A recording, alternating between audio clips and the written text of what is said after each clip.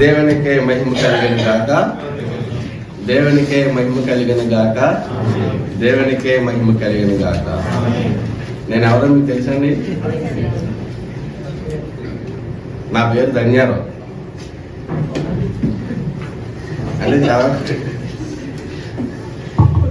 అంటే 2 వారాలు రాలేదు కదండి, మర్చిపోయి దేవుడు మళ్ళీ జ్ఞాపకం చేస్తున్నాను. సరే, అందరూ బాగున్నారా?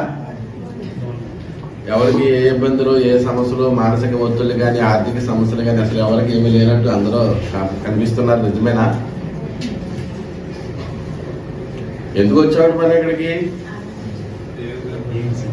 దేవుని సన్నిధికి ఎందుకు వచ్చాం? ఏమండి? దేవుణ్ణి ఆరాధించడానికి వచ్చాం. మరి భూమి మీదకి ఎందుకు వచ్చాం? ఈ భూమి మీదకి ఎందుకు వచ్చామని మనం ఏమండి? దేవుని ప్రణాళిక. ఈ భూమి మీదకి బైబిల్ ఏం చెప్తానంటే, భూమి మీద మీరు యాత్రికులు గాను పరదేశులు గాను ఉన్నారని దేవుని వాక్యం చదివిస్తుంది. చక్కగా తిరిగి హ్యాపీగా మీరు ఎంజాయ్ చేసి రండి అని చెప్పి దేవుడు మనం పంపించాడు ఆ భూమి మీదకి. ఎందుకు వచ్చాడు మనం భూమి మీదకి? యేసుక్రీస్తు వారు ఎందుకు వచ్చారు? ఏమండి? పాపులను రక్షించడానికి వచ్చాడని చెప్పుకున్నాడు. మరి మనం ఏం చెప్తాం అడిగితే? ఎవరన్నా యేసుప్రభువు వారు అడిగితే ఆయన ఎందుకు వచ్చాడో చెప్పుకున్నాడు. మరి మనం ఏం చెప్తాం? ఏవయ్యా నువ్వు ఎందుకు వచ్చావు? నువ్వు చక్కగా పరలోకంలో దేవుడి దగ్గర ఉన్నప్పుడు నువ్వు ఎందుకు వచ్చావు ఈ భూమి మీద కంటే మీరేం చెప్తారు అనుకుంటున్నారు? అసలు ఏం చెప్పాలి? మనం ఒక విశ్వాసులుగా ఏం చెప్పాలి? పరలోకంలో నుండి దేవుడి దగ్గర ఉన్నప్పుడు మనం భూమి మీదకి ఎందుకు వచ్చాం? దేవుని ఏర్పాటు. దేవుని ఏర్పాటే. దేవుని ఏర్పాటు లేకుండా ఏది జరగదు. దేవుని ఏర్పాటే. కానీ ఎందుకు వచ్చాం? ఏదో పని ఉందా మనకి ఇక్కడ? ఏదో పని ఉండే ఉంటుంది. లేకపోతే ఎందుకు వస్తామండి? ఏదో పని ఉండి ఉంటుంది కదా. పని లేకుండా పంపుతారండి. ఎందుకు వచ్చావు అంటే సరదాగా వచ్చాను, చూద్దాం వచ్చాను అంటామండి. ఎందుకు వచ్చావు అంటే ఏదో పని ఉంటుంది. కాకపోతే ఆ పని ఏంటో మనకు తెలియదు. జీవునికి తన పని ఏంటో తెలియదు, దేవునికి అయితే తెలుస్తుంది. పరమాత్మకి తను ఎందుకు వచ్చాడో స్పృహ ఉంటుంది, కానీ మనకు ఉండదు. మనం ఎందుకు వచ్చామనేది మనకు తెలియదు, కానీ తెలుసుకుంటే తెలుస్తుంది. దేవుడు ఒక్కొక్కరికి ఒక్కొక్క తలంతి ఇచ్చాడు. అది ఏదైనా కానివ్వండి, పనిగా పాట కానివ్వండి, దేవుడు వాక్యం చెప్పడం కానివ్వండి, లేకపోతే ఒక పని కానివ్వండి, ఏదో ఒక పని. ఏ పని రాని ఎవరైనా మనుషులు ఇక్కడ ఉన్నారంటారా? అసలు నాకు ఏ పని రాదండి, తింటమే తిరుగుతమే, నాకు రెండో పని రాదండి బాబు అని వాళ్ళు ఎవరైనా ఉన్నారు ఇక్కడ? ఎవరూ లేరు కదా. అంటే అందరికి ప్రతి ఒక్కరికి కూడా ఏదో పని దేవుడు ఇచ్చాడు. కనుక ఈ భూమి మీదకి మనందరినీ దేవుడు ఎందుకు పంపించాడంటే, వాక్యం చెప్పేది ఏంటంటే, భూమి మీద మనం ఉన్నది యాత్రులు కాదు పరదేశులుగా ఉన్నమాట వాస్తవమే. అంటే కొంతకాలమే ఉంటారు బాబు, టెంపరీగా మళ్ళీ వచ్చేయాలని చెప్పాడు. కానీ దేవుడు మనల్ని ఏదో ఉద్దేశంతో పంపించాడు. ఏ ఉద్దేశం లేకుండా ఖాళీగా ఏం పంపించలేదండి. ఏదో ఉద్దేశంతో పంపించాడు. ఆ ఉద్దేశాన్ని మనం తెలుసుకుని ఆ ప్రకారంగా జీవించడం చాలా ఉత్తమమైన పద్ధతి. వాస్తవానికి ఈ భూమి మీద ఉన్న మనుషులే కాదండి, ఈ భూమి మీద ఉన్న జీవరాశులు మనం చూసినట్లయితే ఈ విశ్వం చూడండి, భూమి మీద కాదు ఈ విశ్వం, అంటే సముద్రంలో కానివ్వండి, ఆకాశంలో కానివ్వండి, అలాగే మరి ఈ భూమి మీద ఈ విశ్వంలో ఉన్నటువంటి జీవరాశుల్ని మనం ఒకసారి ఆలోచన చేసినట్లయితే మనకే ఉన్నాయా సమస్యలు? మిగిలిన జీవరాశులు కూడా ఉన్నాయా? ఏమండి? ఈ భూమి మీద ఉన్నటువంటి సర్వ జీవరాశులు కూడా ఏదో సమస్య కలిగే ఉంది. సమస్య లేనటువంటి జీవులు ఏవీ లేవు. పోని జీవుల మాటగా చేపాలా పెడితే ఈ ప్రకృతికి ఏమైనా సమస్య ఉందా? ఈ విశ్వం, ఈ ప్రకృతికి ఏమైనా సమస్య ఉందా? ప్రకృతికి ఏమైనా సమస్య ఉందా అంటే ప్రకృతికి కూడా సమస్య అని చెప్తుందండి. గర్భవేదన పడుతుందంట, భూమి మూలుగుతుందంట, స్వేచ్ఛగా తిరుగుతులేదంట. అవునా? భూమి కూడా దేవుని పిల్లలు దేవుని పిల్లలు పొందబోయే ఆ మహిమ గల రాజ్యాన్ని స్వతంత్రించుకోవాలని ఈ భూమి కూడా ఏం చేస్తుందంట? గర్భవేదన పడుచు, మూలుగుచు, అంటే ప్రసవ వేదన పడుతూ ఉంటుంది కదా. అవును.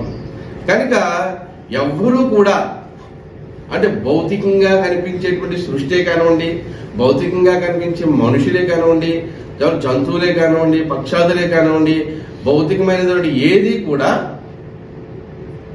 మనకు తెలిసినంత మట్టికి సమస్యలు లేకుండా లేవని చెప్పాలి. అన్ని జీవులకి కూడా సమస్యలు ఉన్నాయి. కనుక వాటి నుండి మనం ఒకవేళ పారిపోదామా ఎక్కడికైనా అంటే ఏదైనా అవకాశం ఉందా? సమస్యల నుండి పారిపోయే అవకాశం ఉందా? కొంతమంది పారిపోయారండి.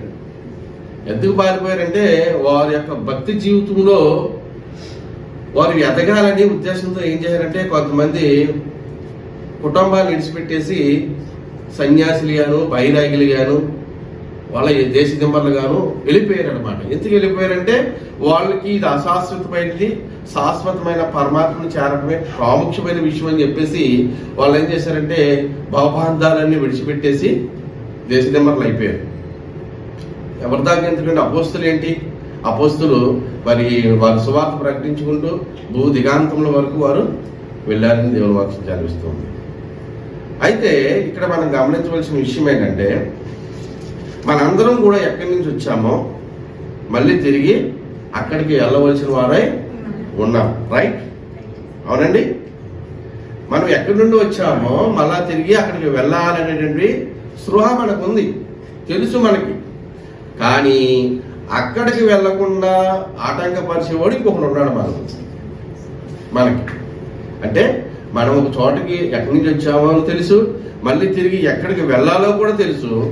కానీ ఈ జర్నీలో, ఈ ప్రయాణంలో అక్కడికి వెళ్లకుండా అనేక తంత్రాలు, అనేక మంత్రాలు కల్పించేవాడు కూడా ఉన్నాడు. అంటే ఆ వాడి ప్లేస్కి వాడు తీసుకోవాలని ఆడు చూస్తున్నాడు. కనుక బైబిల్ చెప్తుంది, ఈ శరీరంతో ఉన్నంత కాలం మీరు దేవునికి దూరస్తులని మీరు ఎరగరా? మీకు తెలీదా? ఈ దేహంతో ఉన్నంత కాలం కూడా దేహం వదిలిపెడితేనే వెళ్తాం దేవుని దగ్గరికి. ఈ దేహంతో వెళ్తామంటారా? ఈ దేహంతో వెళ్ళాం. మన్నైనా వెనకడం వల్లే మన్నైపోవాలి. ఇది ఒకవేళ వెళ్తే మహిమా దేహంతో వెళ్తాం, కానీ ఈ దేహంతో వెళ్ళాం. కనుక ఈ వాక్యం చెప్తుంది, దేహంతో ఉన్నంత కాలం మీరు దేవునికి దూరస్తులని చెప్తుంది. మనం సమీపస్తులు అవ్వాలని దేవుని వాక్యం చెప్తుంది. అయితే ప్రతి ఒక్కరు కూడా ఈ భక్తి జీవితాన్ని ఈ రోజున మరి ఉదయాన్నే లేచి, చాలా మంది శుక్రవారం దినము, సెలవు దినము, మిగిలిన రోజులంతా పని చేసుకుంటాం. ఈ రోజు పొద్దుటే లేచి మందిరానికి వెళ్ళాలంటే కొంతమంది రాలేక, ఇంకా దోహాలో కొన్ని సంఘాలు ఉన్నాయండి, కొన్ని టైమింగ్స్ కూడా ఉన్నాయి. మధ్యాహ్నం 2 గంటలకు ఉన్నాయి, 9 గంటలకు ఉన్నాయి, 11 గంటలకు ఉన్నాయి, అనేక టైర్లు ఉన్నాయండి. కొంతమంది నాకు తెలిసిన వాళ్ళు కూడా నాకు చెప్పిన ఏంటంటే, మీరు మీ యొక్క చర్చ్ పొద్దుటే పెట్టేస్తారు బాబు, లేక రాలేదు. మీకు అర్థమవుతుందండి? అంటే శరీరము సహకరించట్లేదు అనుకుంటారు, లేకపోతే బద్దకం ఏదో చెప్పాలన్నమాట. కనుక ఏదేమైనప్పటికీ కూడా ఆధ్యాత్మిక కోణంలో మనందరం కూడా ఆత్మీయంగా ఎదగాలనేది దేవుని యొక్క వాక్యం. కానీ మనం రక్షించబడ్డామా అని మనం ప్రశ్న వేసుకుంటే, మనం బాప్తిసం తీసుకున్నాం, ప్రభు బలలో పాలుపంపులు పొందుతున్నాం, మనం రక్షించబడిపోయాం, అంతే కదండి. మనందరం కూడా ఆ ఆలోచన కలిగి ఉంటాం. కానీ దేవుని వాక్యం ఏం చెప్తుంది? అంతము వరకు సహించబడే, అంతము వరకు ఎవరైతే సహిస్తారో వారే రక్షించబడతారు. అంటే చివరి వరకు మనం పోరాటం చేయవలసిందే. ఏదో శిలువ మీద దొంగకు వచ్చినట్టుగా మనకేమో అవకాశం వచ్చేదండి. ఆయన కృప, ఆయన ఇష్టం, ఆయన అలా తీసుకున్నారు. కానీ మనందరికీ అలాంటి అవకాశం వస్తుందంటారా? రాదు. కనుక ఈ ఆత్మీయ జీవితంలో మనం ఏం చేయాలి? పోరాటం, ఆత్మీయ పోరాటం. ఈ పోరాటంలో మనం ప్రయాణం చేస్తూ ఉన్నప్పుడు అనేకమైనటువంటి ఎత్తు ఫలాలు మనకి సాక్షిపడతానే ఉంటాయి. కనుక ఫలం వచ్చినప్పుడు, ఎత్తు వచ్చినప్పుడు, అంటే సుఖ దుఃఖాలు అంటే అనమాట రకంగా చెప్పాలంటే, సుఖం వచ్చినప్పుడు ఉప్పొంగిపోకూడదు, దుఃఖం వచ్చినప్పుడు కృంగిపోకూడదు. శ్రమ దినమైన నువ్వు కృంగుని ఎడలా నువ్వు చేతగాని వాడు అంటాం. కానీ అలా అంటున్నాం, కానీ కృంగుతాం మనం. శ్రమ వచ్చిందంటే కుంగకుండా ఉండం, అంటాం అంతే, మనం చెప్తాం అంతే.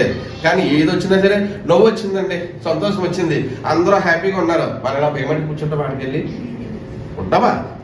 లేకపోతే అక్కడ ఎవరో ఒక వ్యక్తికి, ఆ మంచి వ్యక్తి చనిపోయాడు, అందరూ గొళ్ళు మరి ఎడుతూ ఉంటే అక్కడ మనం హ్యాపీగా నవ్వుతూ ఉంటామండి, వెళ్ళి ఉండలేం కదా, ఉండలేం.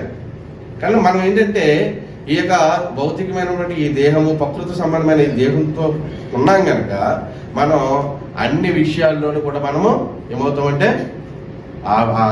సపోజ్ శీతాకాలం వచ్చిందండి, శీతాకాలం వచ్చినట్టు మనం ఏం చేస్తాం, శుభ్రంగా కోట్లు గేట్లు వేసి మనం రెడీగా చలి కాసుకోవడానికి సిద్ధంగా ఉంటాం. అంటే అన్ని పరిస్థితులను బట్టి మనం ఆ పరిస్థితులు కూడా మనం ప్రయాణం చేయవలసి ఉంటుంది అనమాట. కనుక మరి ముఖ్యంగా మరి బైబిల్ గ్రంథం చెప్తుంది ఏంటంటే అంతం వరకు సహించువాడే రక్షించబడతాడని దేవుని వాక్యం చెప్తుంది. కనుక మనము ప్రతిసారి కూడా మనం ఎక్కడ తప్పిపోయాము అంటే మన అంతరాత్మ చెప్తూ ఉంటుంది. మనకి ఎవరో చెప్పనవసరం లేదు, ఎవరికి వాళ్ళే భక్తి జీవితం చేస్తున్నాం కనుక మన అంతరాత్మ మనకి చెప్తూ ఉంటుంది, నువ్వు ఫలానా చోట ఇలా ఉన్నావు, నువ్వు దాన్ని సరి చేసుకోవాలి అని మన అంతరాత్మ చెప్తుంది. చెప్పదండి, ఎవరికి వాళ్ళకే చెప్తూనే ఉంటుంది. మరి ఎవరి అంతరాత్మ వాళ్ళకి చెప్తుంది. కనుక ఎవరికి వాళ్ళే నిజంగా ఆధ్యాత్మికంగా ఎదగాలి, దేవుని రాజ్యంలో ఉండాలి అనుకుంటే ఎన్నో బోధలు చేసినప్పటికీ కూడా మనిషిలో మార్పు రాదండి. వాళ్ళు కూడా ఆ యొక్క ఎదగాలనేటువంటి ఆశ, ఆసక్తి రెండు కూడా వాళ్ళకి ఉండాలి. మరి ముఖ్యంగా దేవుని మీద ఆధారపడాలి. మంచిది. ప్రభు ఇచ్చిన సమయాన్ని బట్టి పరిశుద్ధ గ్రంథం నుండి మత్తయి సువార్త 7వ అధ్యాయం 13, 14 వచనాలు చదవండి.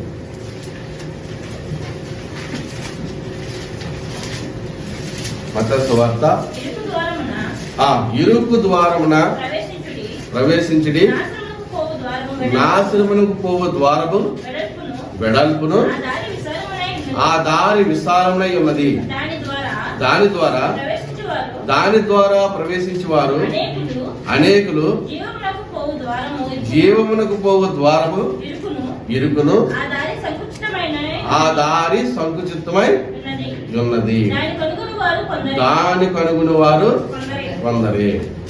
కొరింథీయులకు రాసిన పత్రిక 11వ అధ్యాయం 8వ వచనం.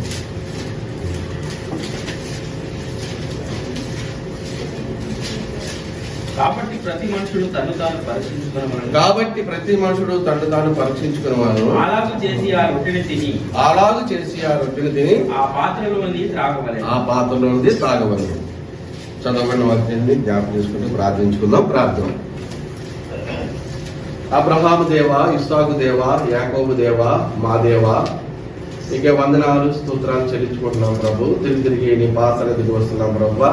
చదవబడినటువంటి లేఖన భాగాలు జ్ఞాపకం చేసుకున్నట్టు నిలబడుతున్నా, అది జ్ఞాపకం చేసుకోండి. నా నోటిని, నా నాలుగుని తండ్రి మీ స్వాధీనంలో ఉంచుకుని ప్రభు, వించిన బిడ్డలు విని గ్రహించుకునే కృప చూపించమని మీరే మైకి తెచ్చుకోమని త్వరలో రానే ఉన్న నజరేయుడైన యేసు నామములో ప్రార్థించి పెట్టుకున్నాను తండ్రి, ఆమేన్. ఇప్పుడు చదవబడినటువంటి వాక్య భాగము మనందరికీ కూడా సుపరిచితమే. ఆ వాక్యం ఏం చెప్తుందంటే ఇరుకు మార్గమున ప్రవేశించండి అని చెప్తుంది. కనుక ఇరుకు మార్గం ప్రవేశించమంటే ఇది కాస్త ఇబ్బందికరంగానే ఉంటుంది. ఈ మాట కాస్త ఇబ్బందికరంగానే ఉంటుంది. మరి ఇంకొక మార్గం ఉంది, విశాలమైన మార్గము, అందులోనికి ప్రవేశించేవారు అనేక మంది కలగరు. కానీ ఈ మార్గం ఎలా ఉందండి, సంకుచితంగా ఉంది. వెళ్దామా వద్దా, అది అవసరమా, తర్వాత చూద్దాంలే, అప్పుడే వెళ్ళవలసిన పని ఉంది, వెళ్దాంలే, ఇంకా వయసు ఉంది కదా, ఉన్న వయసు అంతా సరదాగా ఎంజాయ్ చేసి ఏదో చచ్చి ముందు ఏదో ముసలి లేక అప్పుడు వెళ్దాం నా మార్గంలోకి అనుకునే వాళ్ళు కూడా ఉండాలండి, అవునా? కానీ బైబిల్ గ్రంథం చెప్తుంది ఏంటంటే ఇరుకు మార్గంలో ప్రవేశించండి, ఆ నాశనమునకు పో ద్వారా ఉందంట, వెడల్పును, ఆ దారి విశాలమై ఉన్నది. మరి ఈ దారిలో ఉంది, సంకుచితంగా ఉంది. బైబిల్లో ఒక ఆయన ఉన్నాడండి, ఆయన మహాజ్ఞాని అనేటప్పుడు మీ అందరూ తెలిసిపోతుంది మాట, సొలొమోను గారు దేవుణ్ణి ఏమడిగాడు, జ్ఞానం అడిగాడు. సొలొమోను గారు జ్ఞానం మాత్రమే అడిగాడు. కానీ ఆయన జ్ఞానంతో పాటు ఏమి ఇచ్చాడు, ఆయన సకల ఐశ్వర్యాలు ఆయనకి దయచేశాడు దేవుడు. నువ్వు అడిగినటువంటి ఆ యొక్క కోరిక ఏదైతే ఉందో, నువ్వు శత్రువుని ప్రాణాలను కోరలేదు, లేదా సిరి సంపదలో నీవు కోరలేదు, కానీ నువ్వు కోరింది ఏంటి, నువ్వు జ్ఞానాన్ని కోరావు కనుక నేను జ్ఞానంతో పాటు నీకు సకల ఐశ్వర్యాలు నేను ఇస్తున్నానని చెప్పేసి ఆయనకి ఇచ్చాడు. అయితే ఇచ్చిన తర్వాత సొలొమోను గారు తన జ్ఞానం ద్వారా ఎంతో పేరు ప్రత్యక్షతలు ఆయన సంపాదించుకున్నాడు. అప్పుడు ఉన్న కాలంలో మరి సొలొమోను గారు భూమి మీద ఉన్న వారు అందరికంటే కూడా చాలా గరుడుగా ఉంటూ ఉన్నాడు, మంచి జ్ఞానవంతుడిగా ఉన్నాడు. మరి ఆయన్ని దర్శించడానికి దేశాల నుండి కూడా చాలా మంది కూడా వచ్చారు. అవునండి. అయితే సొలొమోను గారి గురించి బైబిల్ ఏం చెప్తుందంటే, తన తండ్రి అయిన దావీదు వలె యథార్థంగా జీవించలేదంట. ఆలోచించేయండి. మనిషికి ప్రకృతమైన జ్ఞానము, ఆత్మ సంబంధమైన జ్ఞానము, 2 రకాల జ్ఞానం ఉంది. ప్రకృతమైన జ్ఞానంతో మనం తెలివితేటలుగా ఉండొచ్చు, సమాజంలో ఉన్నతమైన స్థానంలో ఉండొచ్చు, ఎంతో మందికి ఆదర్శంగా కూడా ఉండొచ్చు. కానీ ఈ ప్రకృతి సంబంధమైన జ్ఞానము మన పరలోకానికి నడిపిస్తుందా? నడిపిస్తుందండి? నడిపించదు. కనుక మరి ఇక్కడ మనం ఈ యొక్క వాక్యాన్ని జ్ఞాపకం చేసుకుంటే చూడండి, 1 రాజులు 3వ అధ్యాయము 4వ వచనం నుంచి. 1 రాజులు 3వ అధ్యాయము 4వ వచనం. గిబియోను ముఖ్యమైన ఉన్నత స్థలమై ఉండును గనుక బలులు అర్పించుటకై రాజు అక్కడికి పోయి ఆ బలిపీఠం మీద 1000 దహన బలులను అర్పించును. ఇంకా అసలు గిబియోనులో యెహోవా రాత్రి వేళ స్వప్నమందు సొలొమోనుకు ప్రత్యక్షమై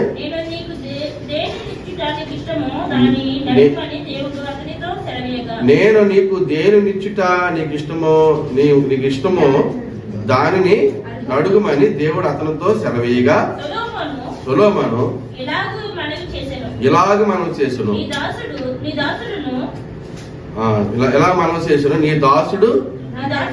నీ దాసుడును నా తండ్రియునైన దావీదు నీ దృష్టికి అనుకూలంగా సత్యమును నీతిని అనుసరించి యథార్థమైన మనసు గలవాడే ప్రవర్తించును గనుక నీవు అతని ఎడల పరిపూర్ణ కటాక్షము పరిచి మగుపరిచి ఈ దినమున ఉన్నట్లుగా అతని సింహాసనం మీద అతని కుమారుని కూర్చుండబెట్టి అతని యందు మహాకృపను చూపి ఉన్నావు. నా దేవా యెహోవా, నీవి నా తండ్రి అయిన దావీదునకు బదులుగా నీ దాసుడైన నన్ను రాజుగా నియమించి ఉన్నావు. అయితే నేను బాలుడును కార్యములు జరుగుటకు నాకు బుద్ధి సాలదు. నీ దాసుడైనా నేను నీవు కోరుకున్న జనుల మధ్య ఉన్నాను. వారు విస్తరించి ఉన్నందున వారు లెక్క పెట్టటియు వారు విశాల దేశమును తనిఖీ చేయటియు అసాధ్యము. ఇంత గొప్పదైన నీ జన్మనకు న్యాయము తీర్చగలవాడు ఎవడు? కాబట్టి నేను మంచి చెడ్డలు వివేచించి నీ జనులకు న్యాయం తీర్చినట్లు నీ దాసుడైన నాకు వివేకము గల హృదయం దయచేయమని సొలొమోను చేసిన ఈ మనవిని ప్రభువునకు అనుకూలమైన గనక దేవుడు అతనికి ఇలాగ సెలవించును. దీర్ఘాయునైనను ఐశ్వర్యమునైనను నీ శత్రువుల ప్రాణమునైనను అడుగక న్యాయములను గ్రహించుటకు వివేకము అనుగ్రహించమని నీవు అడిగితివి. నీవిలాగ అడిగినందున నీ మనవి ఆలకించి ఉన్నాను. బుద్ధి వివేకములు గల హృదయము నీకు ఇచ్చుచున్నాను. పూర్వీకులలో నీ వంటి వాడు ఒకడునూ లేడు. ఇక మీదట నీ వంటి వాడు ఒకడును ఉండడు. సరిపోదు. చదువుకున్నాం కదండి. ఇక్కడ సొలొమోను గారు దేవుడైన యెహోవాని అడిగినటువంటి మాటలు, నా తండ్రిని ఎదుట యథార్థంగా జీవించాడు కనుక నా తండ్రి తర్వాత నన్ను రాజుగా మీరు నియమించారు. నీ ప్రజలు విస్తరించున్నారు, వారిని లెక్క పెట్టడం సాధ్యమైనటువంటి పని. నేను చూస్తే అంత జ్ఞానం లేనటువంటి వాడిని కనుక నీ ప్రజలను పరిపాలించడానికి నాకేం కావాలన్నాడు? నీ ప్రజలను పరిపాలించడానికి నాకు జ్ఞానం కావాలి అన్నప్పుడు ఈ మాట దేవుని దృష్టికి ఎంతో అనుకూలంగా ఉంది. కనుక ఆయన అంటాడు, నువ్వు ఐశ్వర్యం కోరలేదు, శత్రువుల యొక్క ప్రాణము కోరలేదు, నువ్వు దీర్ఘాయుష్ను కూడా కోరుకోలేదు. కాబట్టి నీ యొక్క మరి దాని బట్టి స్వార్థమైనటువంటి కోరిక ఏదైతే ఉందో ఇది నాకు చాలా బాగా నచ్చింది. కనుక నీకు అడిగినటువంటి జ్ఞానమే కాకుండా నేను ఏమిస్తానన్నాడు? సర్వ సంపదలన్నీ కూడా నేను నీకు ఇస్తాను. నీ ముందు తరం వారు నీ వెనక తరం వారు కూడా నీకు ఉన్నటువంటి జ్ఞానం ఎవరికి కూడా ఉండదని చెప్తారు. ఇప్పుడు చెప్పండి, ఈ భూమి మీద ఉన్నటువంటి వారందరిలో కల్లా జ్ఞాని ఎవరని చెప్పండి. ఈ భూమి మీద ఉన్న వారందరికంటే జ్ఞాని ఎవరు? సమస్య లేదండి, సొలొమోను రాజు గారు. కనుక మరి ఇప్పుడు యేసు ప్రభువులతో కంపేర్ చేస్తే ఇప్పుడు ఎవరు జ్ఞానవంతులు? యేసు ప్రభువు గారు. ఏమండి? ఎందుకని?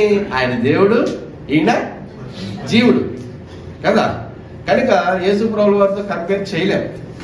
అయితే ఇంత జ్ఞాని అయినటువంటి సొలొమోను గారు మనం 11వ అధ్యాయానికి వచ్చేసరికి వారి పరిస్థితి ఎలా ఉందంటే, మనం చూస్తే 11వ అధ్యాయంలో మనం క్రమంగా చూసుకుంటూ ముందుకెళ్తే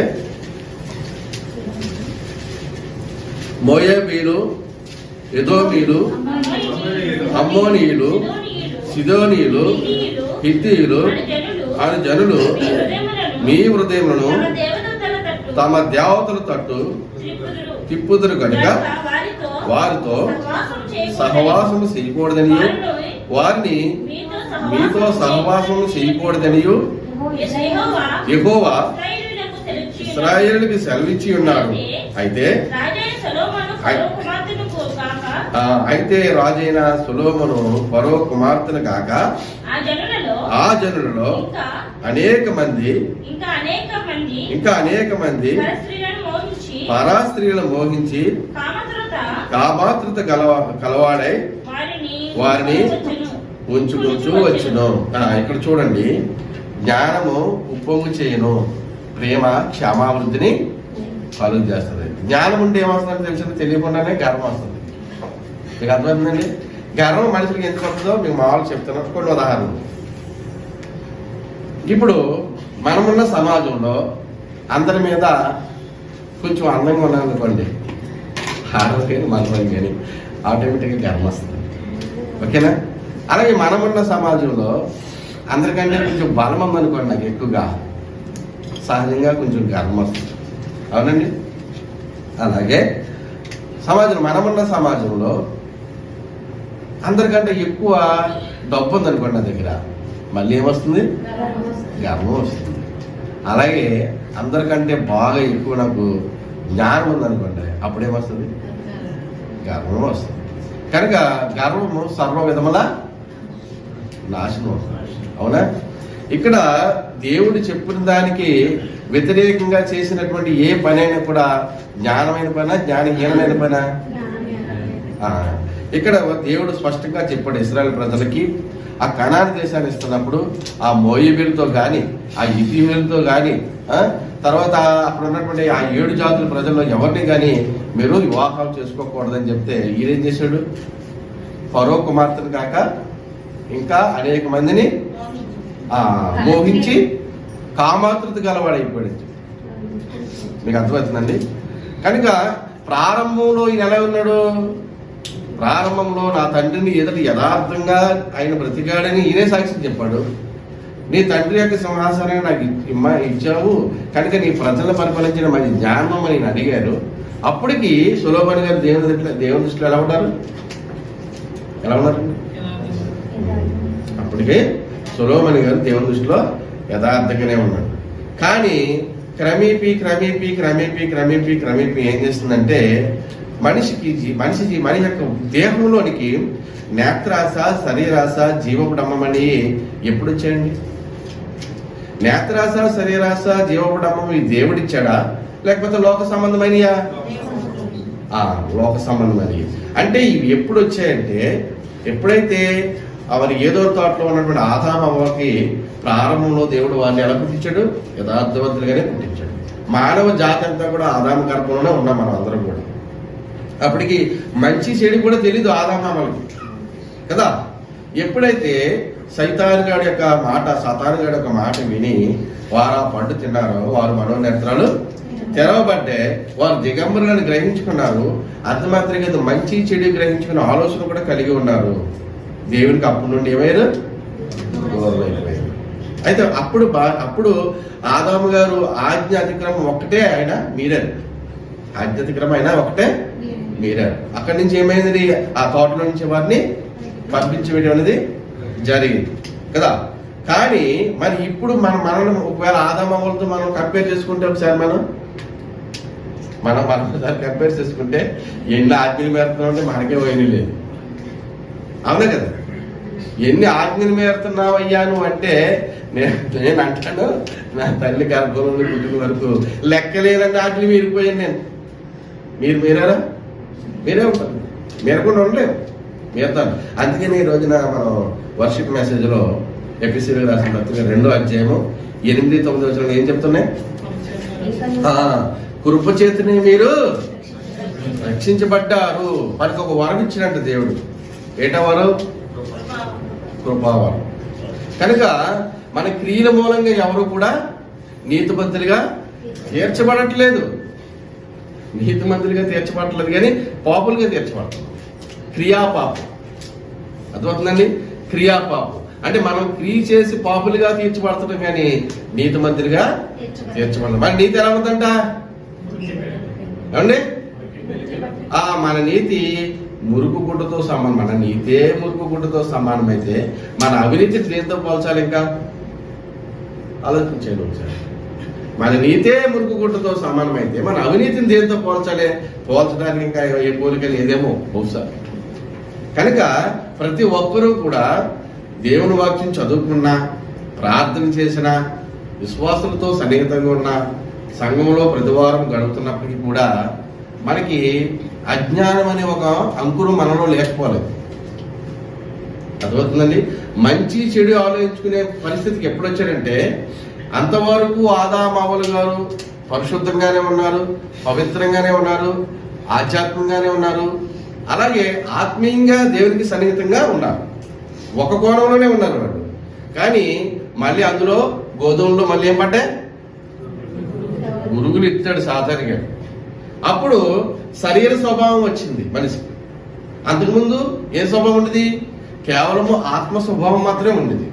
ఇప్పుడు మనలో 2 స్వభావాలు ఉన్నాయి కనుక మనం అనుకూలతను బట్టి మనం ప్రవర్తిస్తాం. అందరం ఉన్నప్పుడు భక్తిగా ఉంటాం, ఎవరు లేనప్పుడు మన ఇష్టానుసారంగా ఉంటాం. అవునే కదా? కనుక జ్ఞాని అయినటువంటి సొలొమోను గారు మరి ఇంత జ్ఞానం కలిగినప్పటికీ కూడా, లోకంలో ఎవరికి లేనంత జ్ఞానం ఉన్నప్పటికీ కూడా ఆయన కూడా శరీరంతో ఉన్నాడు కనుక కామాతృత గలవాడే అనేక మందిని ఏం చేస్తూ వచ్చాడు? ఉంచుకుంటూ వచ్చాడు. ఉంచుకుంటూ రావడమే కాకుండా వాళ్ళు సంతోషపరచడం కోసం ఇంకా మనం చూసినట్లయితే ఉండవచ్చును.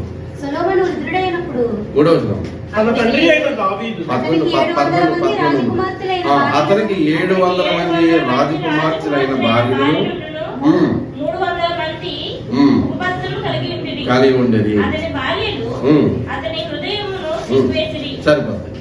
అతని భార్యలు అతని హృదయాన్ని తిప్పివేశారు. ఇంత ప్రారంభంలో మనం చెప్పుకున్నాం కదండి, ఆధ్యాత్మికంగా ఎదగాలంటే కొంతమంది కుటుంబాలను విడిచిపెట్టేసి మరి బైరాగులుగాను సన్యాసులుగాను అలా వెళ్ళిపోయారని మనం మనం ప్రారంభంలో చెప్పుకున్నాం. అసలు ఇదే మాట ఇంకొక సందర్భంలో యేసుక్రీస్తు వారు ఏమంటారంటే, మీ తల్లిని నాకంటే ఎక్కువగా ప్రేమించేవాడు నాకు పాత్రుడు కాడు. ఈ మాటను ఆధారం చేసుకుని కొంతమంది అపార్థం కూడా చేసుకున్నారు. ఏం చెప్పారంటే, యేసుప్రభువుని నమ్ముకుంటానంట ఏం చేయాలంట? తల్లిదండ్రుల్ని వదిలేయాలంట. అది బైబిల్ చెప్తుంది. బైబిల్ అలా చెప్తుందండి. బైబిల్ అలా చెప్పిందా? బైబిల్ ఏం చెప్పిందంటే తల్లిదండ్రులను ఎవరైతే మరి బాగా చూసుకుంటారో వారు భూమి మీద దీర్ఘాయుష్మంతులు అవుతారని చెప్పి. కానీ కొంతమంది వక్రీకరిస్తూ ఈ మాటని తీసుకుని ఏం చెప్తారంటే యేసుప్రభువుని నమ్ముకుంటేనంట తల్లిదండ్రులను వదిలేయాలంట. అంటే అర్థం చేసుకునే విధానం ఎలా ఉందో చూడండి. కనుక ఆధ్యాత్మికంగా ఎదగటానికి ఇక్కడ ఏమైపోయింది? తన హృదయాన్ని ఏమైపోయింది ఇక్కడ? ఏమండి ఆ హృదయం ఏం చేసిందంట? వారి భార్యలు అతను హృదయాన్ని తిప్పేస్తారంట. ఇప్పుడు ఎవరు జ్ఞానవంతులు? భార్యలు జ్ఞానవంతులు, సులభం జ్ఞానవంతులు. అడితిరిగి ఇడితిరిగి మా దగ్గరికి వస్తారు బాబు, అవునా? కనుక అడితిరిగి ఇడితిరిగి ఇడిదో పక్క నుంచి పోయి మా దగ్గరికి వస్తారు అనుకోండి. అంటే మన భార్యలు బలహీనమైన ఘటమని ఎరిగి వారితో జ్ఞానం చెప్పిన కాపురం చేయండి అని ఇంకో మాట చెప్తారు. బలహీనలా ఉతికి బలహీనండి. వాళ్ళు అనుకున్నది సాధించే వరకు ఆ రాత్రి నిద్రపోవడం వరకు కదా, అనుకున్న దాన్ని సాధించే వరకు మరి అహోరాత్రులు వాళ్ళు నిద్రపోవడం, కూర్చుని కూడుతున్నారు, నిచ్చి నీళ్ళు తాగినవారు. అర్థమవుతుందా? ఇప్పుడు మా మిస్సెస్ ఉంటుంది మాట పంపిస్తే. అయితే ఇక్కడ ఏం జరిగిందంటే సొలొమోను గారి యొక్క హృదయాన్ని వారు ఏం చేశారంట? విప్పేశారు. ఆల్రెడీ మాట ముందే రాయించి పెట్టాడు. పైన మళ్ళీ చదవండి, పైన మళ్ళీ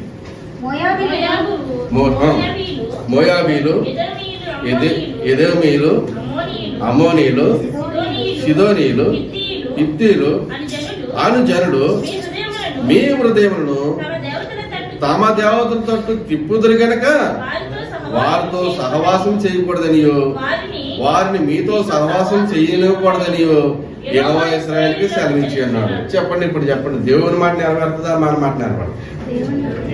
ఆల్రెడీ ముందే చెప్పాడు ఆయన, బాబు ఈ జనాంగాలతో మీరు సన్నిహితంగా ఉండొద్దు, వాళ్ళని మీకు దూరంగా పెట్టండి, మీరు వాళ్ళకు దూరంగా ఉండండి. ఎందుకంటే వాళ్ళు మీ హృదయాల్ని వాళ్ళ దేవతలతో తిప్పేస్తారండి. ఏమండి? సొలొమోను గారు బహుశా ఎలా అనుకుని ఉండొచ్చు, నేను మహాజ్ఞాన్ని, ఈ లోకమంతా నన్ను జ్ఞానవంతుడిగా చెప్పుతుంది కనుక నా జ్ఞానంతో నన్ను నేను రక్షించుకుంటాను అని అనుకోవచ్చు. నాకు ఆలోచన చెప్తున్నాను అని అనుకోవచ్చు. అలాగే అనుకుంటానేమో బహుశా, నేను చాలా జ్ఞానవంతుని, నేను ఏ మోహానికి లోబడను, ఏ శరీరాశనికి లోబడను, నేను చాలా బలవంతుని అని అనుకోవచ్చు. వాక్యం ఎప్పుడైతే విడిచిపెట్టామో అప్పుడే మనం బలహీనం. అర్థమవుతుందండి? దేవుని వాక్యం చెప్పిన ప్రకారంగా మనం చేయకుండా మన సొంత ఆలోచన ప్రకారం మనం ముందుకెళ్తే అప్పుడే మనం ఏమంటే బలహీనం అయిపోయినట్లే.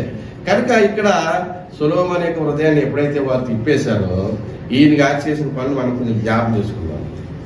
ముందుకెళ్ళండి. సొలొమోను వృద్ధుడైనప్పుడు అతని భార్యలు అతని హృదయం ఇతర దేవతల తట్టు తిప్పగా అతని తండ్రి అయిన దావీదు హృదయం వలె అతని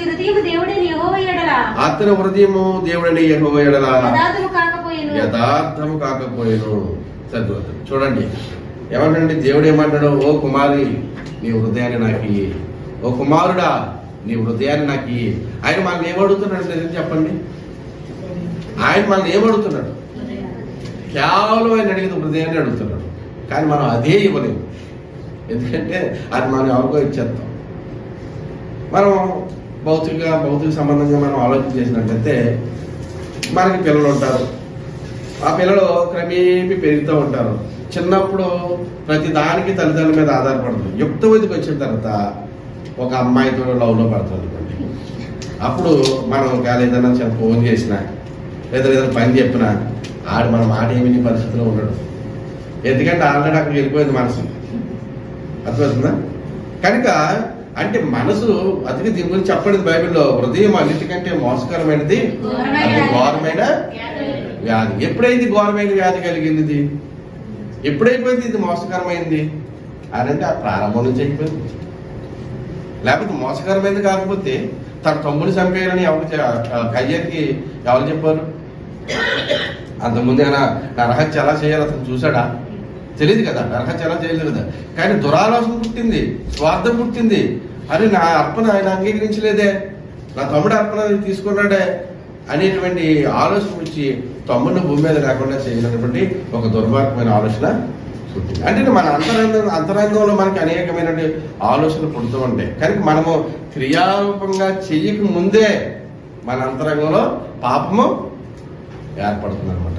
ప్రభు చెప్తాడు ధర్మశాస్త్రంలో ఒక స్త్రీని మోహపు చూపుతో ఒక స్త్రీ వ్యభిచారం చేయకూడదని మీతో చెప్పబడిన వాడు మీరు విన్నారు కదా. కానీ నేను చెప్తున్నాను, ఒక స్త్రీని మోహపు చూపుతో చూసి ప్రతివాడు ఆ క్షణమే తన హృదయంలో వ్యభిచారం చేసిన వాడు అగును. అంటే ముందు ఎక్కడ జరుగుతుందంటే మనం కర్మపాపం అనేది మనం చేస్తే కర్మపాపం, చెయ్యకుండానే లోన ఒకటి జరుగుతుందంట, అంతరంగంలో జరిగిపోతుందంట పాపం. అర్థమవుతుందండి. అది క్రియారూపం అయిన తర్వాత ధర్మశాస్త్రం చెప్పింది ఇది నువ్వు ఇది చేసే కనుక ఇది తప్పని. కానీ దానికంటే ముందుకెళ్ళి ప్రభులు వారు చెప్పారు అంతరంగంలోనే పాపం జరిగిపోతుంది. కనుక ప్రతి మనిషి కూడా హృదయం శుద్ధిగా ఉంచుకోవడానికి, అలాగే హృదయాన్ని దేవునికి ఇవ్వడానికి ప్రతి మనిషి కూడా ప్రయత్నం చేయాలండి. అలా ప్రయత్నం చేయకపోతే వృద్ధాప్యం వచ్చినప్పుడు సొలొమోను పరిస్థితి ఏంటంటే వాళ్ళు అన్య దేవతలు అందరూ కూడా ఆయన హృదయాన్ని ఏం చేశారంట, మార్చివేశారు. దేవుడని యెహోవా ఎడల సొలొమోను హృదయము యథార్థంగా లేదు. అంత మాత్రమే కాదు, వాళ్ళకు సంతోషంగా ఉండడానికి ఈ యొక్క యెరూషలేము దేవాలయానికి ఎదురుగానే మరి హేయమైన విగ్రహాలు ఆయన కట్టిస్తూ వచ్చాడు. ఇప్పుడు చెప్పండి, సొలొమోను కంటే నేను గొప్ప, నేను ఇక్కడ ఉన్న వాళ్ళు ఎవరైనా చెప్పగలరా? నేను కానీ మీరు కానీ. సొలొమోను అంతటి మహాజ్ఞాని అయిన వాడే పడిపోయాడు అని అంటే మనం ఎంతటి వారు ఒకసారి ఆలోచన చేసుకుందాం. మనం ఇంకా మరి ప్రభు చర్యలను జ్ఞాపకం చేసుకున్నాం, దాంట్లో చేతులు ముందుగా మనం ఎవరికి వారి పరీక్షించుకుందాం, పరిశీలన చేసుకుందాం. అంటే ఎందుకు పడిపోయాడు అని అంటే ఒకటే రీజను, దేవుని మాట ఆజ్ఞ మీరని. కనుక మనం ప్రతిసారి ప్రార్థన చేసినప్పుడు ప్రభా నేత్రాస, శరీరాస, జీవపడము నాలో ఉన్నాయి ప్రభా, నేను పాపం చేయలేదని నేను చెప్పడానికి సరిపోను ప్రభు, నా యొక్క నీతి క్రియలే ముక్కుముడితో సమాన ప్రభా, కనుక నేను ఎన్నటికీ నీ ఎదురు పరిశుద్ధుడు కాలేను, నీవే నన్ను పరిశుద్ధపరిచేవాడు, నీవే నన్ను నీతిమంతుడిగా చేయవాడు అని మనం ప్రార్థన ఎదుట చేయాలండి. కనుక మనకి దేవుడు ఇచ్చినటువంటి వరం ఏంటంటే ఆయన ఉచితమైన కృపచేత మనల్ని ఏం చేయడైనా నీతిమంతుడిగా ఆయన మనల్ని చేసి ఉన్నాడు, ఆయన మనల్ని రక్షించి ఉన్నాడు.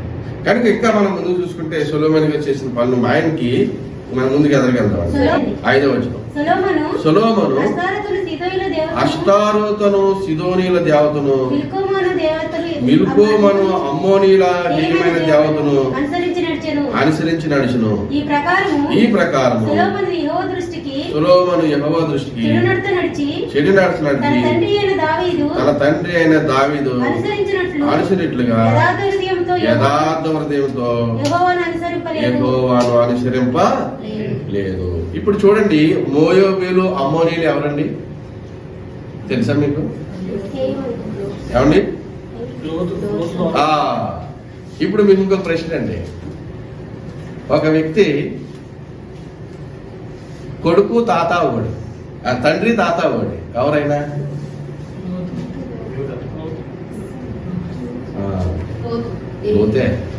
లోతే మోయాబీలకి, అమ్మోనీలకి తండ్రి మరియు తాత కూడా అతనే. అద్భుతంగా ఎలాగంటే మరి కూతురుల ద్వారా సంతానం వచ్చిందని చెప్పబడుతుంది. వీళ్ళు ఇశ్రాయేలుకి భద్ర శత్రువులు అయిపోయారు. ఈ మోయాబీలు ఇశ్రాయేలు కనాను దేశం నుండి స్వతంత్రించుకుంటూ వస్తున్నప్పుడు ఈ మోయాబీల రాజు వెళ్ళి వాళ్ళని శపించడానికి ఎవరిని తీసుకెళ్ళాడు?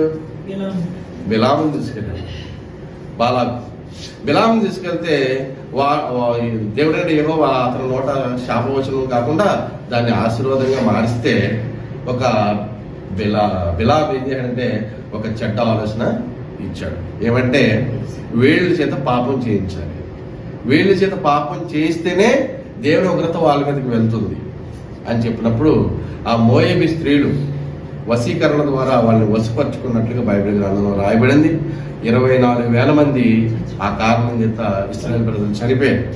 కనుక స్పష్టంగా ధర్మశాస్త్రంలో దేవుడు రాయించాడు, మోయాబీల్ని, అమ్మోనీల్ని వారిని దూరంగా పెట్టండి, మోయాబీల్ని, అమ్మోనీల్ని వారిని దూరంగా పెట్టండి, ఎందుకంటే వారు మిమ్మల్ని మీ హృదయాలను మార్చి వారి దేవత తట్టు తిప్పేస్తారు.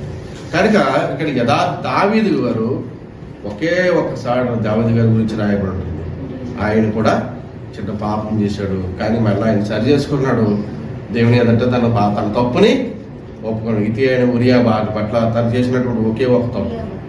కానీ సొలొమోను గారు మరి ఎంతో జ్ఞానవంతుడైనప్పటికీ కూడా మరి దేవుని ఎడల యథార్థమైన హృదయం లేకుండా అతను హేయమైనటువంటి విగ్రహాలు కట్టించి తన తండ్రి అయిన దావీదు వల్ల యథార్థంగా లేకపోవడం వల్ల ఆయన ఏం జరిగిందనంటే ఇశ్రాయేలు 12 గోత్రాలు వారు మరి ఏమైపోయిందంటే చీలిపోయి వచ్చింది. చీలికలు వచ్చేసింది.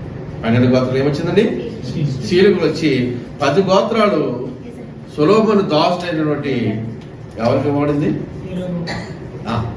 యెరోబాముకి ఇవ్వబడింది. సొలొమోను దాసుడు అండి, నీ దాసుడికి ఇస్తానని చెప్పాడు. యెరోబాముకి ఇవ్వబడింది. అంటే చీలికి వచ్చేసింది, విడిపోయింది అనమాట. 2 గోత్రాలు మాత్రమే దేవుడు దావీదు, అంటే దావీదు నిమిత్తమైన అది కూడా ఉంచడం అనేది జరిగిందనమాట. కనుక ప్రియమైన దేవుని వాళ్ళారా, మన జీవితంలో భక్తి చేస్తున్నాం, యథార్థంగా ఉండాలని మనకు తెలుసు, మనం పరిశుద్ధంగా జీవించాలని కూడా మనకు తెలుసు, అలాగే నిన్ను వలె నీ పొరుగు వారిని ప్రేమించాలని తెలుసు. అయినప్పటికీ కూడా ఎక్కడో మనం వెనకబడిపోతున్నాం. ఎవరికి వాళ్ళే వ్యక్తిగతంగా ఆలోచన చేయకండి.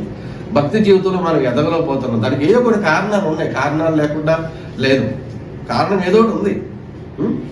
దేవుని మందిరానికి వెళ్ళే వాళ్ళని వెళ్ళకుండా ఆపించేసేవాళ్ళు కొంతమంది ఉండొచ్చు, లేదా మనకి మధ్యలో ఆ అవరోధాలు కల్పించడానికి పోనైనా ఉండొచ్చు. కారణం ఏదైనా కానివ్వండి, ఊహించుకోండి, కారణం ఏదైనా కానివ్వండి, మనము ఆధ్యాత్మికంగా ఎదగలేకపోతున్నామంటే దానికి కొన్ని ఉదాహరణలు యేసుక్రీస్తు వారు చెప్పిన మాట ఏంటంటే, విత్తువాడు విత్తుచూ ఉండగా కొన్ని విత్తనాలు ఎక్కడ పడ్డాయంట? త్రోవలో పడ్డాయి. త్రోవలో పడితే అయ్యేం జరిగినాయి? పక్షులు వచ్చి ఎత్తుకుపోయాయి. మరలా కొన్ని విత్తనాలు ఎక్కడ పడ్డాయి? రాతి నేలలో పడ్డాయి. మండు తక్కువగా ఉంది. అక్కడ పడ్డ విత్తనాలు ఎదిగాయంట, కానీ అక్కడ మరి మన్ను తక్కువగా ఉన్న వల్ల సూర్యరశ్మి వచ్చినప్పుడు ఆ వేడికి తట్టుకోలేక, అంటే ఏరు బాగా కిందకంటే వెళ్ళలేదు కనుక ఏమైందంటే అక్కడ చనిపోయినట్టు. 3వ రకం విత్తనాలు ఎక్కడ ఉన్నాయండి? ముండ కంచుల్లో ఉన్నాయంట. ఆ 3వ రకమైన ముండ కంచులు పడినప్పుడు అవి ఎదిగినాయి, కానీ ఆ కంచులు వాటిని ఏం చేసినాయి? అడిచి వేసేయడం వల్ల అక్కడ కూడా క్షీణించిపోయినాయండి. ఇక 4వ రకం విత్తనాలు ఫలించి అవి 100 గాను 30 గాను 60 గాను 100 గాను ఫలించి అభివృద్ధి చెందాయి. అంటే మన భక్తి జీవితంలో కూడా మనం ఎక్కడ అభివృద్ధి చెందడానికి ఏ ఆటంకంగా ఉన్నాయో ఎవరికి వాళ్ళే తెలుసుకోవాల్సిన, ఇది ఒకరు వచ్చి చెప్పినట్టు ఇది ఆటంకం చెప్పడానికి వీలు పడకపోవచ్చు.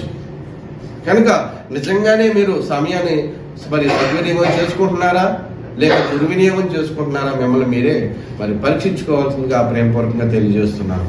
ఎందుకంటే గొప్ప జ్ఞాని అయినటువంటి సొలొమోను గారే పడిపోయినప్పుడు మనం ఆయనతో పోల్చుకుంటే సరిపోతాం. మనం మామూలుగా పోలికైనా సరిపోతాం మన దగ్గర. ఆయనకి అనేకమైనటువంటి మామూలు జ్ఞానం కదండి. ఆయనకి రసాయనిక శాస్త్రము, భౌతిక శాస్త్రము, వీటన్నిటికి సంబంధించినటువంటి జ్ఞానం ఉందండి ఆయనకి. ఆయనకి మిత్రులు చెప్పుకున్నాం కదా, భూమి మీద ఆయన మించిన జ్ఞానవంతుడు లేనే లేడు. అటువంటి గొప్ప వ్యక్తే మరి శరీర బలహీనతను బట్టి పడిపోయినప్పుడు మనం కూడా మట్టితో చేయబడినటువంటి మానవ బలహీనమని జ్ఞాపకం ఎరిగి, నేత్రాశ శరీరాశ జీవుడమ్మ మనలో ఉన్నాయని మనం గుర్తెరిగి, మన బలహీనలోని ప్రభు దగ్గర నమ్మకంగా ఒప్పుకొని, ప్రభువా నేను ఈ పనిని మానలేకపోతున్నాను, మీకు ఈ మానలేకపోతున్న మాట జ్ఞాపకం చేయాలి. ఈ మధ్య డాక్టర్ గారు కొద్దిగా షుగర్ ప్రారంభంలో వద్ద జాగ్రత్తగా అని చెప్పారు. టీ తాగుతూ మానేశాడు. ఆ కోటేశ్వరాడు అనేవాడు, అన్న టీ పెట్టించానంటే ఏమాయ్ ఆ దగ్గర పక్కన కానీ ఏం నీళ్ళు పాడే సరదాగా అనుకోండి, అలా అనేవాడు ఆయన. మాకు అప్పుడప్పుడు గ్యాప్ మొత్తం ఉంటుంది. అయితే ఎందుకు మానేసినప్పుడు టీ తాగుతాం అని అంటే జాగ్రత్త పడకపోతే డాక్టర్ గారు చెప్పారు, జాగ్రత్తగా ఉన్నమ్మా, మరి టీ కాఫీలు మానేయమ్మా అని చెప్పారు. వారు చెప్పినా సరే మనం అదే పని మీద ఉంటే దీని పని మీద ఇది ఉంది. కనుక ఎంత చెప్పినప్పటికీ కూడా ఎవరికి వాళ్ళే, మీరు కూడా ఆధ్యాత్మికంగా మరి ఎంతో కాలం ప్రయాణం చేస్తున్నారు. మీరు ప్రభువులోకి వచ్చి చాలా సంవత్సరాలు అయి ఉంటుంది. మీరు కూడా దేవుడు మీకు కూడా కొన్ని తలాంతులు ఇచ్చి ఉంటున్నాడు. మీరు కూడా ఏమీ నా దృష్టిలో కానీ ప్రభు దృష్టిలో కూడా మరి సామాన్యులు కాదు. ఆయన ప్రభు మనకు ఏర్పాటు చేసుకుంటూ ఉన్నాడు. కనుక గొప్ప వాళ్ళే పడిపోయినప్పుడు మనమెంతటి వాళ్ళు మరి మనం ఒప్పుకొని మన భక్తి జీవితంలో ఎక్కడ వెనకబడిపోతున్నామో, ఏ కారణం చేత మనం ఎదగలేకపోతున్నామో, మన భక్తికి ఏది ఆటంకం వస్తుందో దాన్ని మరి సమయోచితమైన దేవుడు జ్ఞానం ఇచ్చాడు కనుక, మనకి మంచి చెడు ఆలోచించుకునే జ్ఞానం దేవుడు మనకి ఇచ్చాడు కనుక మనం ఏం చేయాలంట? మంచిని ఆలోచించుకునే జ్ఞానం ఎవరు ఇచ్చారు? దేవుడిది. చెడు ఆలోచించుకునే జ్ఞానం కనుక ఆలోచించుకునే స్థితి కలిగి మనం ఉన్నాం కనుక మనమే పరీక్షించుకుని పరిశీలన చేసుకుని మనం కూడా మరి ప్రభు యొక్క రాజ్యంలో మనం ఉండాలని ప్రభు మన కొరకు భూమి మీదకి వచ్చి తను ఈ యొక్క మరి ఈ 33.5 సంవత్సరాలు మనుషులతో మనిషిగా ఉండి ఆ కలవరి శిలువలో మన కొరకు ప్రాణం పెట్టి కడవర బొట్టు వరకు తన రక్తాన్ని కార్చినటువంటి ఆ పరమాత్మ అంటే పరిశుద్ధులైనటువంటి యేసుక్రీస్తు వారు మన కోసం ఏం చేస్తున్నాడండి? తండ్రి అద్దుండి మన కొరకు ఏం చేస్తున్నాడు? విజ్ఞాపన చేస్తూ ఉన్నాడు. ప్రభా కొంచెం వారు తండ్రి, ప్రభా ఈ సంవత్సరం వారు ఈ సంవత్సరం మన కొరకు తండ్రి అది విజ్ఞాపన చేస్తున్నాడు. కనుక మనం ఎన్నోసార్లు ఎంత వాక్యం తెలిసినప్పటికీ, ఎంత వాక్యం విన్నప్పటికీ, గొప్ప గొప్ప సేవకులు మనకు దేవుని వాక్యం బోధించినప్పటికీ ఇక్కడ మనము మరుముఖ్యంగా పరిశీలించుకోవాల్సింది అంటే ఎవరికి వాళ్ళే వ్యక్తిగతంగా వెతకడానికి ప్రయత్నం చేయాలి. అంటే ఎలాగా? మనుషుల మీద ఆధారపడి కాదు, దేవుని మీద ఆధారపడి. అలా ఎప్పుడైతే దేవుని మీద ఆధారపడి మీరు మిమ్మల్ని పూర్తిగా ప్రభువుకు సమర్పించుకుంటారో అప్పుడు మిమ్మల్ని ఆయన ఏ స్థాయిలో తగిన కాలం మంది ఆయన మిమ్మల్ని హెచ్చించు. కనుక ఉన్నతమైన స్థానంలో ఆయన మిమ్మల్ని ఉంచడానికి ఆయన సమర్థుడు కనుక ఇప్పటికైనా మించిపోయింది ఏమీ లేదు. ప్రభా నేను ఇప్పటికే తండ్రి నా యొక్క ఆధ్యాత్మిక జీవితంలో వెనకబడిపోయాను ప్రభా, నాయనా నేను నాకంటే వెనకాల వచ్చినట్టు వాళ్ళు నీ పక్షంగా నిలబడి నీ పని చేస్తున్నారు ప్రభా, నీ పక్షంగా నిలబడి దేవుని వాక్యం చెప్తున్నారు ప్రభా. నేను రావడానికి వాళ్ళకంటే ముందు వచ్చాను కానీ ఎక్కడేసిన గొంగలు అక్కడే అన్నట్టు అలాగే ఉండిపోయాను ప్రభా. నా యొక్క జీవితంలో ఎదుగుదల లేదు ప్రభా, నాకు ఎదుగుదల దయచేయండి ప్రభా. నీ పని నేను నమ్మకంగా చేయాలని అనుకుంటున్నాను ప్రభా, నీకు పనికి వచ్చే పాత్రగా నేను వాడబడాలని అనుకుంటున్నాను ప్రభా. నాకు సహాయం దయచేయండి ప్రభా, నీ ఆత్మ నాకు తోడుగా వచ్చాను ప్రభా అని మీరు దేవుడిని అడిగినట్లయితే తప్పనిసరిగా ఆయన నమ్మకస్తుడు, యథార్థపరుడు, ప్రేమమయుడు, కరుణామయుడు కనుక మన పట్ల దయగలిగిన వాడు కనుక మనం తప్పనిసరిగా మనకు మరణ ఆర్పిస్తాడు కనుక మనల్ని ఎక్కడి నుండి వచ్చామో తిరిగి అతనికి వెళ్ళే మార్గానైనా మనల్ని నడిపిస్తాడు. కనుక ఆ ప్రకారం మనము ప్రయాణం చేయడానికి ఆ దైవం మనకి సహాయం చేయదు కాక ఈ కొద్ది మాటలు దేవుడు దీవించి ఆశీర్వదించి అభివృద్ధిపరిచి మన హృదయమైన పలక మీద నీరు కట్టి పల్లెం చేయదు కాక. ఆమేన్.